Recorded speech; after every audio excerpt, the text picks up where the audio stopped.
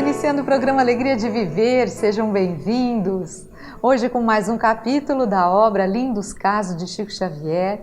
Esta obra é do autor Ramiro Gama e ele está trazendo a biografia do Chico, as histórias, todos os momentos que Chico vivenciou, os principais acontecimentos da vida do Chico. Então, é uma obra que não é muito longa, tem várias gravuras e ilustrativas de todas as passagens, e você poderá adquirir esta obra para estudar conosco. Estamos falando, comentando cada capítulo desde o início, e assim você poderá acompanhar as histórias, tudo que o Chico viveu, os principais momentos. E é um livro bastante instrutivo para você que gostaria de conhecer um pouco mais sobre esse médium, esse ser tão especial que foi Chico Xavier. Então fica o convite para você estar conosco. Hoje estaremos com um capítulo novo, capítulo 48. Tá vendo como nós já avançamos nesta obra? Daqui a pouquinho, bom, se bem que nós temos ainda muitos capítulos pela frente, mas daqui a pouquinho já estamos mais para o final do livro. Então pegue seu livro, seu caderno, faça suas anotações. Eu sou Solange Salman Godoy, junto com o nosso querido André Luiz Ruiz. Como vai, André? Olá, Solange. Olá, queridas irmãs, queridos amigos. É sempre muito enriquecedor termos acesso a essas informações. Existem várias biografias do Chico, vários autores escreveram sobre ele.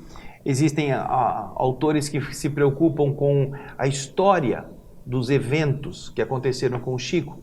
Outros há que gostam de historiar não fatos, mas as frases que o Chico deixou, os conselhos que o Chico explicou aos seus seguidores. E há obras muito bonitas do Carlos Bacelli, por exemplo, que falam de valores morais que ele aprendeu, frases que ele gravou daquilo que ele conversava com o Chico, que também são muito bonitas. Mas nós começamos com este que foi talvez o primeiro biógrafo de Chico Xavier, o Ramiro Gama, nesses lindos casos de Chico Xavier. Nós teremos aqui sempre a ideia de aplicar os ensinamentos que vêm nessas histórias, como a Solange já falou outro dia, histórias meio brejeiras, né? Meio simples, meio assim do cotidiano, às nossas existências, ao nosso aprendizado.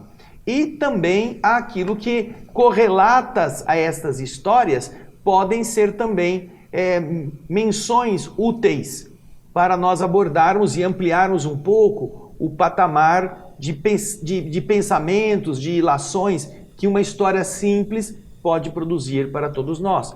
É por isso que nós temos feito nos diversos programas alguns comentários paralelos sobre os conceitos, sobre os valores da doutrina espírita, sobre as questões ligadas àquele núcleo principal, para que nós não fiquemos apenas na leitura simples de uma historieta que por si só já se esgota em alguns parágrafos.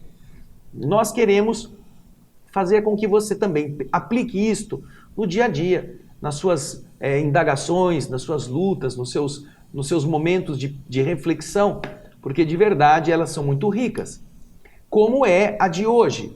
O nosso encontro de hoje vai tratar do capítulo 48, e este capítulo vai fazer referência a situações que acontecem com o mundo espiritual tentando auxiliar a gente. E a gente pensa que não, né? A gente pensa que não é assim. Se você vai lá no Livro dos Espíritos, a Solange pode pegar o Livro dos Espíritos na questão 459, 469, que fala sobre a interferência dos espíritos no mundo corpóreo. Nesta área do Livro dos Espíritos, nós teremos informações muito interessantes que ajudarão a gente a compreender como os nossos amigos invisíveis estão procurando sempre nos alertar, sempre nos ajudar a compreender momentos que vamos ter que enfrentar, dificuldades que vão surgir, porque muitas delas nós já programamos que iríamos passar antes da reencarnação. Então, quando se aproxima aquele momento difícil, muitas vezes os nossos amigos espirituais, através de diversos caminhos, entre os quais está o do sono, quando a gente vai para o outro lado na hora de dormir, eles estarão nos ajudando a nos prepararmos para esse processo, para esse período das chamadas vacas magras, vamos dizer assim. E nós vamos ter nessa parte do Livro dos Espíritos a ação das entidades sobre nós. E, obviamente, tanto as negativas quanto as positivas estarão procurando nos orientar ou nos atrapalhar. Dependerá de como nós estivermos em sintonia. E a primeira pergunta, 459, já é bastante impactante. Os espíritos respondem a Kardec a questão 459 que ele faz. Os espíritos influem sobre os nossos pensamentos e sobre nossas ações? É a pergunta 459. E a Solange vai ler para nós a resposta. Então, os espíritos influem sobre nossos pensamentos e nossas ações? A esse respeito, sua influência é maior do que credes, porque frequentemente são eles que vos dirigem. Então você já imagina que os espíritos estão influenciando os encarnados de uma forma muito direta, muito intensa, muito ativa. Porque as influências positivas ou negativas, se a gente as aceita em um caminho ou em outro, elas estarão fazendo parte de nossas decisões. Mas eles não impõem a sua vontade, eles sugerem, e a gente admite ou não. Agora, tem uma questão um pouco mais para frente, que é a 468 e 469, ou a 467, 467. Pode-se libertar da influência dos espíritos que nos solicitam ao mal? A gente pode se libertar dessa influência? E a resposta dos espíritos é esta. Sim, porque eles não se ligam senão aos que os solicitam por seus desejos ou os atraem por seus pensamentos. Então, a sintonia nossa é que sinaliza para eles o que nós estamos querendo. Queremos o bem, queremos o mal. E estaremos atraindo boas coisas ou não, dependendo de nossos pensamentos e nossos desejos. Então, se nós pensarmos nessa ação do mundo espiritual sobre os encarnados, como alguma coisa que faz parte do mecanismo, não para nos tirar a liberdade de escolha, a responsabilidade pelas escolhas, mas para nos dizer, olha, vocês se procurarem as boas intuições, vocês serão ajudados com boas ideias. Mas se vocês não quiserem, vocês não poderão reclamar depois de terem se conectado com vibrações que não são elevadas, que vão levar você a situações complicadas. E nesse aspecto, nós vamos ter hoje, no capítulo 48, umas orientações bastante interessantes que aconteceram com o Chico. Porém, antes, nós gostaríamos de lembrar um fato muito interessante que aconteceu com outras pessoas, porque não é só o Chico que tem a percepção mediúnica capaz de nos ajudar. A própria Solange, há tempos atrás, há um ano atrás mais ou menos, ela fez uma palestra que se chama Gustavo Adolfo Hall, o médium do impossível. Esse Gustavo Adolfo Hall, ele é um sensitivo italiano e que ele viveu toda a sua vida em uma constante ligação com o mundo invisível, e ele usava esta situação de acessar as coisas que estavam no mundo não visível para ajudar as pessoas. E há casos muito interessantes, né, Solange? Sim, o Hall tinha uma mediunidade extraordinária, fora do padrão, fora do normal, e ele tinha clareaudiência, clarividência, premonições, efeitos físicos. Ele foi realmente um fenômeno na cidade de Torino, na Itália. E todos esses casos, então, foram compilados numa obra que foi escrita com todas essas informações. Foi um livro, é um livro italiano, mas que você encontra edição em português, cujo título é O Extraordinário Gustavo Adolfo Hall, Experimentos, Prodígios e Milagres do mais enigmático mestre espiritual do século XX. Você está vendo o Gustavo Hall aqui, a sua imagem. Ele foi um médium muito querido na época, viveu na cidade de Torino, na Itália, como eu disse anteriormente. Você vai encontrar depoimentos de pessoas que participaram dos eventos onde os fenômenos ocorreram.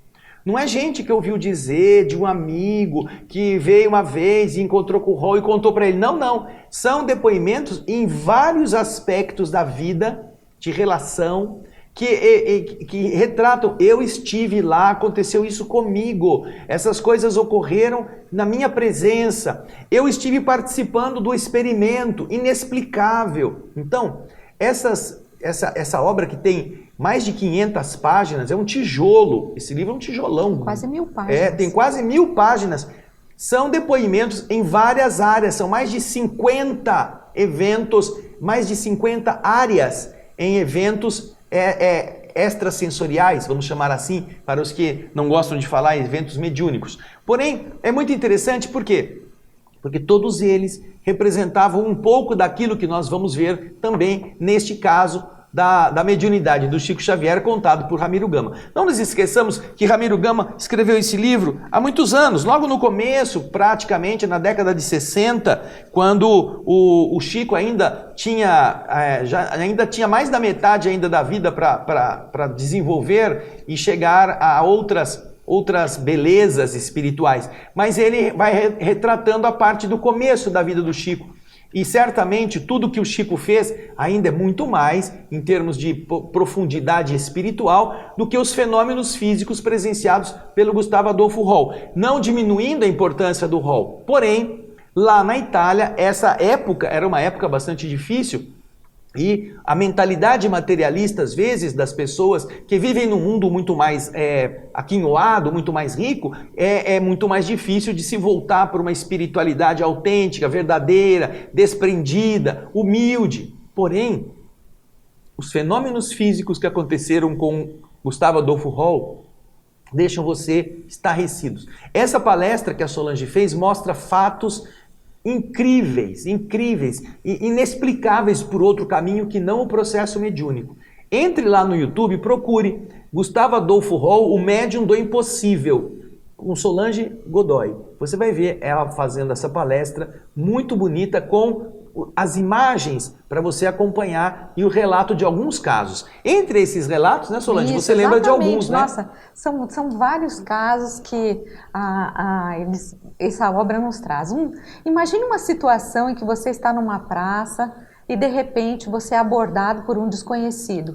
Suponhamos que você vá fazer uma viagem amanhã, você está com a passagem comprada, você vai ter que trabalhar, vai ter que ir para um determinado lugar e você está num domingo na praça, no dia anterior, na praça com seus familiares e de repente se aproxima de você um senhor que você nunca viu e esse senhor pede licença e diz o seguinte para você: olha, meu filho, minha filha, o voo que você vai tomar amanhã para trabalhar, não pegue esse voo amanhã, porque algo muito sério pode acontecer se você pegar esse voo. Evite, não vá amanhã, não faça essa viagem. E imagine se você ouvir uma coisa dessa de um desconhecido, como que você receberia uma notícia dessa? Quem é esse homem? Por que ele está falando isso? E você, por precaução, podendo adiar o seu voo, você adia o voo. E aí você descobre que naquele dia, o avião que você ia pegar, aconteceu um problema, teve um acidente, todas as pessoas se acidentaram naquele voo. E morreram. E morreram.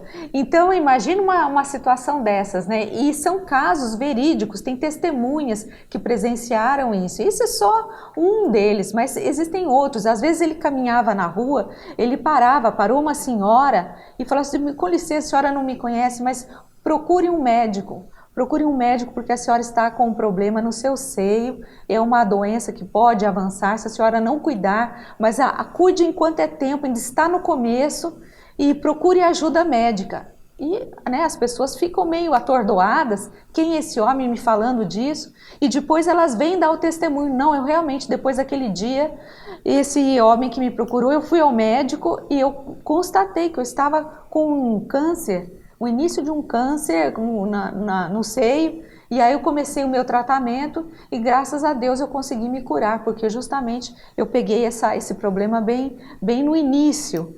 E tudo isso graças à ajuda do Gustavo Hall. Então são muitos casos falando sobre essas situações. Aliás, todos são interessantíssimos e são assim surpreendentes de deixar seu cabelo arrepiado. Ele estava num hall de um hotel, estava sentado ali e ele vê uma moça entrando pelo hall para falar na portaria. Ele então se levanta, vai até a moça e começa a conversar com a moça. Chama a moça, minha filha, vem cá, senta comigo, quero falar com você. E ele começa a dizer para ela, olha, não faça o que você está pretendendo fazer. Não faça. A pessoa que você está sofrendo não merece que você morra por ela. Quando ele diz isso, um desconhecido, a moça começa a chorar. Ela começa a ficar assim, assustada. Porque ela estava pedindo a chave do apartamento onde ela estava ali hospedada, justamente para subir e tomar uma dose de veneno. Porque ela era enamorada de uma pessoa que parece que tinha um compromisso com outra, que já era casado, e ele deu fora na amante, que ele tinha prometido que ia ficar com ela. Ela então ficou com tanto ódio, né, que ela resolveu acabar com a própria vida. Deixar um bilhete dizendo que ela estava fazendo isso por causa do fulano. E ele vai até ela. Fala. Isso, e o mais interessante é que quando ele aborda essa mulher, depois que ele fala isso para ela e a mulher começa a chorar, ele faz assim para ela, fala, me dê o que você tem na sua bolsa, me entregue o que você tem na sua bolsa. Porque ela tinha o veneno dentro da bolsa. Então aí a mulher desaba mesmo, entrega o veneno, o pacote que tinha dentro da bolsa, e aí eles se sentam ali no saguão mesmo e ficam conversando por mais de 1 hora, 2 horas, até que ela vai se acalmando, e aí essa angústia vai passando e ela volta a si, e graças a Deus ela não comete esse ato, e esse é um caso que depois veio a público, porque depois foi narrado por amigos que estavam junto com o Hall nesse dia, no hall no hall do hotel. E esses amigos narram que viram essa cena, e o Hall depois conta para eles o que havia acontecido, e um caso muito grave em que ele consegue salvar essa mulher. Tem um outro, gente, você pensa assim, nossa, o cara com um potencial desse podia ficar rico, milionário. E ele sempre disse para as pessoas que ele não poderia nunca se locupletar de nada que ele conseguisse através desses veículos de percepção, porque se ele fizesse isso, ele perderia a sua capacidade. Ele perderia essa chave de acessar essa realidade.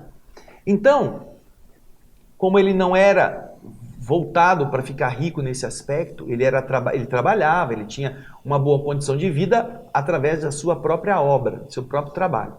Mas certa vez ele estava numa cidade onde havia um cassino. Ele estava na companhia de um amigo. E era já tarde da noite, ele falou para o amigo, vamos ao cassino? O amigo estranhou porque ele nunca era de jogar. E ele então, bom, o Hall está pedindo para ir num cassino, vamos no cassino. Eles chegam no cassino, o Hall entra e ele começa a olhar para o ambiente do cassino procurando alguém. Ele nunca esteve naquela cidade, mas ele começa a procurar uma pessoa. E ele vai então de mesa em mesa até que ele encontra uma mesa onde há uma pessoa, um homem, que está jogando. E este homem está totalmente aturdido, porque ele está perdendo. Ele está perdendo sucessivamente. Está perdendo, está perdendo. O Hall então se aproxima do homem, que era a pessoa que ele estava procurando, e diz para ele, jogue no número tal. Número 5. No número 5. O homem olha para o Hall, já está desesperado porque está perdendo tudo mesmo, né? Bom, perdido por perdido, o que ele tinha ele joga no número 5. Põe lá na roleta suas cartas, suas fichas no número 5. Aí o homem gira a roleta, a bolinha corre e cai no número 5. O homem então já fica um pouco feliz porque ele não perdeu o pouco que lhe restava. Aí ele pega as fichas, vai tirar. O Hall fala para ele assim, não tire não.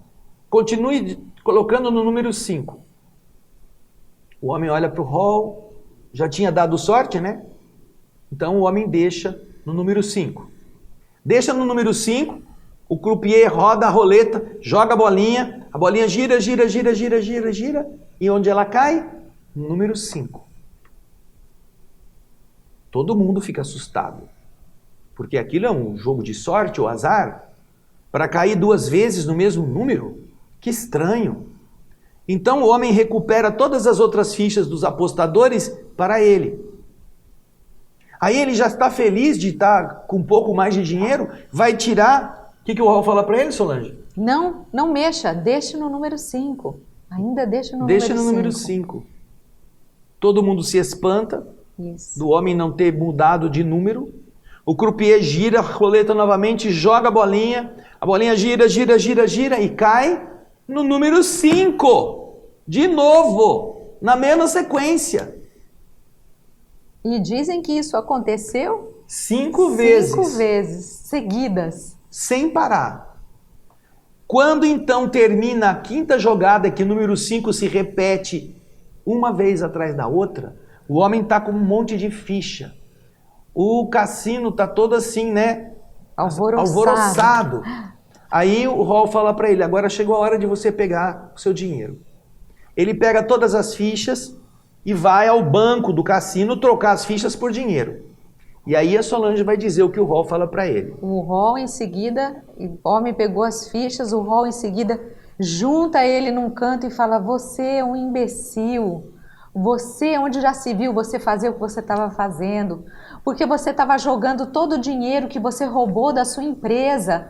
O seu patrão é um homem digno, honesto, não merece esse tipo de atitude, não merece esse golpe. E você estava jogando todo o dinheiro que você pegou da empresa para pagar uma dívida pessoal sua. Você é muito imbecil, você ia acabar com a empresa. E o que é pior, você ainda ia acabar com todo o valor, não ia suportar toda a pressão e estava pensando em se matar. Nunca que você faça isso. Eu não quero que você nunca mais pise num cassino.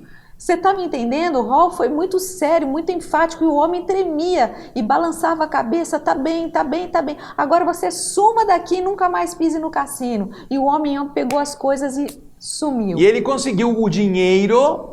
O Raul falou para ele, esse é o dinheiro que você roubou da sua empresa. Amanhã você vai voltar lá e vai devolver para o caixa da empresa, que é o montante que você tinha surrupiado do seu patrão que não merece isso.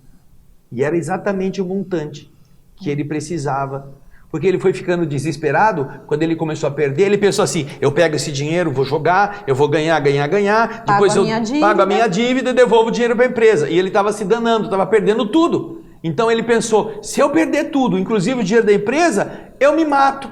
E aí eu não resolvo o meu problema. E ele ia deixar a esposa, filhos, tudo abandonado, porque ele ia se matar mesmo, ele estava com isso na cabeça. E aí, depois que o Raul diz isso para ele, ele pega o dinheiro que ele conseguiu e sai. Mas aquele amigo que estava junto com o Raul, assistindo tudo isso... Você imagina, né, a boca aberta do amigo, para ver a roleta cair 5 vezes no número 5. Imagina isso. Aí o amigo pergunta, mas Raul, ele só conseguiu o dinheiro da empresa ou o dinheiro que ele está levando, ele também vai conseguir pagar a dívida pessoal dele? E né, perguntando se isso ia acontecer. E o Raul diz para ele, não, ele só vai pagar o valor que ele tirou da empresa. O universo não permite que ele retire o dinheiro para pagar a dívida pessoal dele. Ele vai ter que enfrentar a dívida dele. Isso. Mas o patrão dele não merece ser usurpado dessa forma. Então, felizmente, para impedir que ele se mate, o universo concedeu que ele recuperasse o montante que ele havia roubado, para ele devolver. Mas falando em cassino, tem uma outra história. Deixa eu só complementar que o Raul, às vezes, ele ia nos cassinos não para jogar, mas ele ia, inclusive, com um caderninho, onde ele via, quando as jogadas estavam acontecendo, ele ia colocando em qual número a bolinha ia cair. Então ele sabia de antemão, ele ia com os amigos, e os amigos ficavam vendo. E ele ia jogando, e ele falava. Conforme rodava, ele já punha o que ia dar, antes de acontecer. E assim os amigos iam conferindo. E ele não errava uma, ele sabia exatamente o que ia dar na roleta do cassino. Impressionante, era uma coisa assustadora. Havia uma situação dolorosa de um menino doente que precisava muito de um atendimento médico, de uma dor, uma doença rara, que para que o menino pudesse ser tratado, ele precisava de um montante que não era pouco, a família era pobre. O Raul ficou sabendo dessa situação. E aí, o que ele fez? Ele foi até a casa do menino, visitou a família, viu o estado da criança, viu que era um estado muito grave.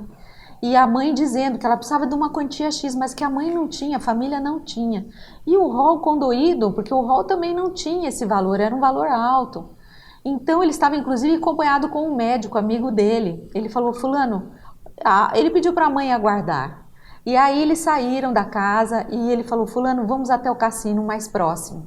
E assim, chegando no cassino, o rol entra na roleta, no jogo, e o rol faz o levantamento do dinheiro exato que a mãe precisava. Ele ganhou na roleta, recolhe tudo aquilo, pega o dinheiro no caixa e volta até a casa da mãe do garoto e entrega, olha, aqui está o dinheiro que a senhora precisa para o tratamento do seu filho. Receba e cuide dele o mais urgente possível, porque o caso é muito grave. E assim foi, e a mãe foi cuidar do menino e o menino acabou se recuperando. E isso tudo nós sabemos porque o amigo médico depois narra o que aconteceu, narra que o rol se dirigiu ao cassino, mas a gente pode ver, o rol ganhou o suficiente para que o rapaz, para que pudesse custear o tratamento da criança. O rol nunca pegou esses valores para benefício próprio, né? Então é isso, uma história muito bonita. E olha, essa palestra que a Solange fez, ela é brilhante, porque nós fomos mostrando imagens referentes aos eventos que foram documentados com os fatos. E o final, então, nossa, é uma coisa assim estupenda. O fim da palestra, uma experiência que acontece e que depois ela é materializada em um desenho feito na presença de testemunhas, em que esse desenho é um estouro. Você vai ficar de boca aberta nessa palestra do YouTube, lá na TV Alvorada Espírita, a palestra que a Solange fez sobre Gustavo Adolfo Roll, o médium do impossível. Para você entender todo o contexto, assista a palestra até o final. Pegue um dia que você tenha um tempo para assistir do começo ao fim. E assim você vai compreender e vai ver que fenômeno que era a mediunidade desse homem, desse ser. Agora, naturalmente, estamos falando de um italiano, mas existem pessoas com percepções mediúnicas também exuberantes em várias partes do mundo. Pessoas em todos os lugares estão buscando ser esse instrumento amoroso que os espíritos utilizam para fazer com que pessoas que podem evitar de sofrer sejam avisadas a respeito a tempo, para não se deixarem adotar determinadas condutas que depois possam se arrepender delas. E a história que hoje nós temos aqui no livro Lindos Casos vai nos remeter exatamente a esse cuidado da espiritualidade, porque o Gustavo Adolfo Roll, apesar de não dizer que ele estava sendo assessorado, obviamente a ação vibratória, a ação espiritual, a ética com que ele se comporta tem tudo a ver com aquilo que as entidades estão atuando sobre ele, porque ele diz, se eu modificar o meu modo de produzir, eu perco a capacidade de fazer essas coisas. Ele tem além do fato de ele ter uma espiritualidade que ele nunca negou, ao contrário, ele sempre respeitou muito essa ligação com as coisas do mundo invisível.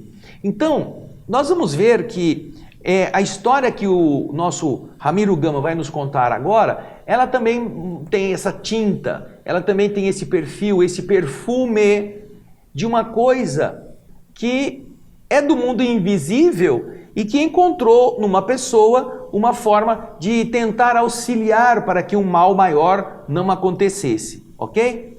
Vamos lá, Solange? Vamos lá, o título é Obrigado, Chico, capítulo 48. Estava o Chico parado defronte do correio, conversando com seu irmão André, quando um guarda policial passa por perto e, colocando o braço direito sobre o seu ombro, lhe diz: Muito obrigado, Chico. E foi andando. O policial agradece dessa forma e saiu. O Chico ficou intrigado com aquele agradecimento. Ele não podia imaginar qual seria a sua causa. Por que esse guarda me encontrou e falou muito obrigado? À tarde, ao regressar do serviço, viu em frente a um bar, um bloco de trabalhadores da fábrica, e no meio deles o guarda que o abraçara pela manhã. Passou mais perto e observou que o guarda tentava desapartar, tentava separar uma briga entre dois irmãos que não se queriam, que estavam brigando por coisas ínfimas, por coisas de só menos importância. Estavam ali engalfinhados, discutindo, brigando, um batendo no outro. E o guarda, vendo que os seus esforços estavam sendo inúteis e porque a discussão já tinha se espalhado por todo o bloco, por todas as pessoas ali, o guarda, meio que para manter o controle da situação, tirou da cintura o revólver. E ele ia usar o revólver para impor a sua autoridade, para acabar com aquela bagunça. O Chico estava voltando do trabalho presenciando essa cena. Então o Chico, mais do que depressa, chegou perto do guarda e pediu: "Calma, meu irmão. Calma." O guarda, ouvindo a voz do Chico, mais do que depressa, reconheceu aquele que ele havia agradecido de manhã e como que envergonhado por estar naquele momento com o revólver na mão, ele exclamou para o Chico: "Ai, Chico, muito obrigado." Então o guarda se controlou, usou da palavra, aconselhou os que estavam brigando, e aquele bloco que estava a ponto de explodir foi desfeito com o esfriamento dos ânimos. Veja só que interessante. À noite, indo o Chico para o Luiz Gonzaga era o centro onde o Chico trabalhava. Então, à noite, Chico estava indo para lá e ele se encontra com o guarda.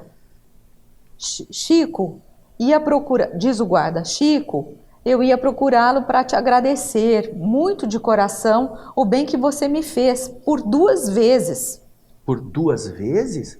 Como assim 2 vezes?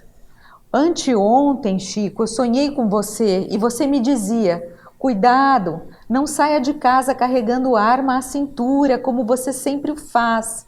Evite isso por uns dias." Por isso é que lhe disse hoje de manhã, Chico, obrigado. Eu me referia ao sonho, ao seu aviso, mas eu esqueci de atender o seu pedido, pois eu saí armado. E se não fosse a ajuda de nossos amigos espirituais ali na hora justa, eu teria feito hoje uma grande asneira. Poderia até ter matado alguém, mas a lição ficou, Chico. Muito obrigado. Que Deus nos ajude sempre. Você vê então como a espiritualidade está buscando auxiliar, e naquele caso, um guarda que tem uma tarefa difícil perante a comunidade, sendo alertado para que ele não se conduzisse de uma forma mais exaltada, tendo um revólver na cinta. Então o Chico, do sonho, é levado a conversar com o guarda, e o guarda se recorda do sonho. O Chico disse: "Olha, fica uns dias sem usar a arma na sua cintura, porque isso pode ser perigoso. Você pode acabar fazendo alguma coisa que você se arrependa." Só que o que aconteceu? O guarda se lembrou do sonho, de manhãzinha cruzou com o Chico na rua e agradeceu o Chico por o Chico ter avisado ele, mas fez o quê? Meteu o revólver na cinta. Foi andar, porque eu sou guarda, tenho o meu revólver. Aí o que aconteceu? No fim do dia, o Chico está voltando do seu trabalho e vê aquele burburinho na porta daquele armazém, aquela discussão, aquela coisa que vai pegando fogo aos poucos, até que ela fica uma briga quase de soco, pontapé, e o povo fazendo, cada um tomando um partido, e o guarda no meio da confusão. E então o guarda, se sentindo assim incapaz de manter a ordem, saca do revólver aquilo, tira o revólver. Seja para dar um tiro para cima, seja para se defender de um ataque qualquer, ou dar um tiro na perna de alguém para acabar com a confusão, sei lá. Ou por um acidente, derrubar o revólver no chão, disparar uma bala. Imagina quanta tragédia não pode acontecer por causa disso. E quem está ali? O Chico. E o Chico, quando vê a cena, ele se aproxima do guarda e fala, calma, calma, meu irmão. O guarda se assusta com aquela voz mansa, vê o Chico e naturalmente se lembra do sonho que teve. E com isso o guarda se acalma também, começa a ponderar, começa a pôr panos quentes, começa a tirar os ânimos do fervor, e então, e também com a presença do Chico, né? As entidades amorosas envolvem todos ali, afastam as entidades perturbadoras, que ficam fustigando uns contra os outros, e aquilo se acerena. Aquilo se acerena, cada um vai para o seu canto. Aí o Chico, né, vai trabalhar de noite, estou contando a história de novo do meu jeito, tá? Vai trabalhar de noite no centro Luiz Gonzaga, cruza com o guarda. Por quê? Mas mesmo o guarda, na cidade só tem um guarda. Pedro Leopoldo é um ovo naquela época, não tem uma rua ou duas só. E os guardas são os que estão por ali sempre fazendo rondas. Aí... E devia ter um centro espírita, dois, não muitos, só né? Porque o Luiz Gonzaga. O Chico era o único acho centro que era espírita. O único. Aí então o guarda se dirige ao Chico e agradece o Chico por ter ajudado ele 2 vezes. E o Chico pergunta, 2 vezes? Eu só falei com você agora à tardezinha aí, no boteco? Aí o guarda conta para o Chico o porquê de manhã ele havia agradecido, que foi justamente pelo Chico ter dito a ele que não saísse armado, para que não corresse o risco de causar um prejuízo muito maior. Né? Então você percebe que enquanto a gente está às vezes dormindo, algum amigo está nos ajudando, alguma entidade generosa está nos orientando. Às vezes, quando a gente está desperto, alguma pessoa vem conversar conosco sobre determinado assunto para nos ajudar a pensar melhor sobre o que nós íamos fazer, não é, Solange? Exato, alguma intuição de você seguir um determinado caminho, ou de você fazer ou não fazer uma determinada coisa. Você com certeza já sentiu isso. Às vezes você sente que não é para fazer, você tem um planejamento e você sente por dentro que não está legal, que tem alguma coisa que está te impedindo, que você fala, não, acho que não é para fazer. E muitas vezes é um conselho de um amigo espiritual pedindo para você não agir dessa maneira, para você ter paciência, calma, principalmente nas brigas, porque nas brigas a gente está naquele calor do acontecimento, no nervoso daquilo que nós estamos enfrentando. Muitas vezes os espíritos falam, não, calma, tenha calma, não reaja, não faça isso agora, deixa o tempo passar, depois que passar, que a poeira baixar, e você tome as suas decisões.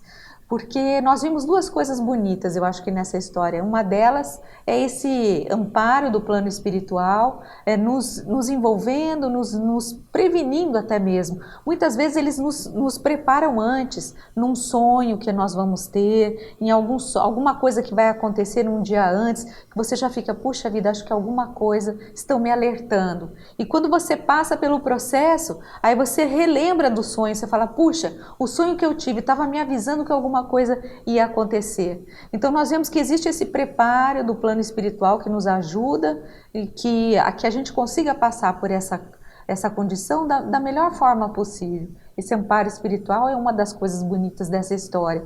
E outra coisa é que nós devemos ter em mente sempre que além de nós encarnados, existem grupos de espíritos desencarnados que trabalham no bem e que também trabalham para causar confusões. Então, todas as vezes que você está numa briga, evite colocar mais lenha na fogueira, evite levar as coisas adiante, tenha calma, dê tempo ao tempo, que com isso as coisas vão se esclarecendo e você vai ter um outro olhar diante daquilo que estava te aborrecendo, te entristecendo tanto. E aí sim, você vai poder tomar sua decisão. E também aí as entidades que estavam envolvidas no processo, elas também serão afastadas, serão tratadas, serão levadas a outros lugares pelos amigos espirituais, se nós mantivermos o nosso controle. Então é uma história muito interessante, que eu acho que todos nós já passamos por situações não iguais, mas situações de desavença que valem a pena nós termos bastante cuidado. Estas são orientações do mundo espiritual que são sempre muito ricas para que nós tenhamos equilíbrio antes de perdermos o controle. Quando você percebe que alguma coisa está saindo do rumo, procure pensar se o que você está pretendendo, está fazendo é o melhor. Procure pedir ajuda para os bons espíritos naquela hora difícil, para que você, ao invés de criar mais confusão, você aprenda a refrear os seus impulsos, de querer às vezes ter razão apenas por uma questão de orgulho ferido. Então, deixe, como diz o Evangelho, que é caridade também, lá no capítulo 9 do Evangelho, calar-se para deixar que o mais tolo fale no seu lugar. Ao invés de querer você ter a razão, deixa que um mais tolo que precisa aparecer, que se sente nessa necessidade, ele bote para fora o que ele tem vontade de dizer. E você conheça essa sua tolerância e ore pela pessoa. Então, você observa que se nós melhorarmos o nosso padrão de sintonia, estaremos nos protegendo mais do que se nós nos entregarmos a essa volúpia de fazermos as coisas que temos vontade.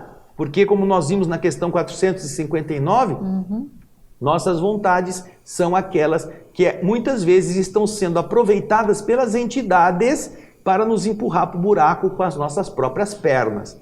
E isso é uma riqueza muito grande, tanto do Livro dos Espíritos, quanto dos exemplos do Gustavo Hall, inclusive aquele do cassino, que aquela pessoa ia jogar o dinheiro que não era dele e que estava perdendo tudo e que estava pensando em se matar e ele ia estragar a vida do dono da empresa que ele roubou o dinheiro e da sua família que ele ia deixar sem pai, sua esposa e os seus filhos sem o seu líder, para ajudá-lo a não fazer essa besteira. Então, veja como o mundo espiritual é rico para nos tirar daquilo que às vezes nós mesmos fomos atrás de fazer. E por falar em intervenção, porque esse capítulo do Livro dos Espíritos trata da intervenção dos espíritos no mundo corpóreo, aqui na matéria. E nós estamos abordando esse tema justamente nesse período. Você pode encontrar lá na TV Alvorada Espírita, nosso estudo do Livro dos Espíritos. Estamos tratando questão a questão desse assunto. É um estudo bem interessante que você vai poder entender melhor o que ocorre com essas intervenções, como os espíritos muitas vezes nos dirigem, muitas vezes os espíritos nos dão conselhos, como distinguir quando o conselho é positivo ou negativo, se é uma coisa minha ou se é uma coisa que está sendo intuída, que está sendo passada por mim, por um espírito mais atrasado. Então tem diversos assuntos que eu tenho certeza que você vai gostar e que você vai encontrar no estudo da TV Alvorada Espírita, estudo do Livro dos Espíritos. E também nós estamos fazendo o 12º livro da sequência de André Luiz, o livro Sexo e Destino. Entre lá no nosso canal O Espírito da Letra, youtube.com/O Espírito da Letra, e você pode ver os 11 livros que já fizemos, lendo e comentando, e acompanhar o 12º, que é o livro Sexo e Destino, o penúltimo livro de toda a sequência de André Luiz, que vai ao ar todos os sábados de manhã no nosso canal da TV Alvorada Espírita, e no canal do Espírito, o Espírito da Letra,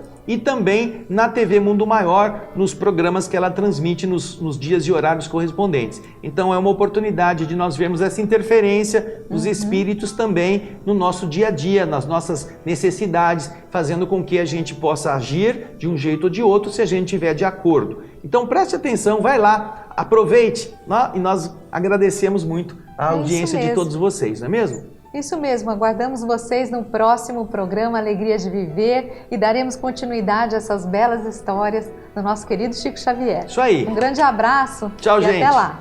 Tchau, tchau.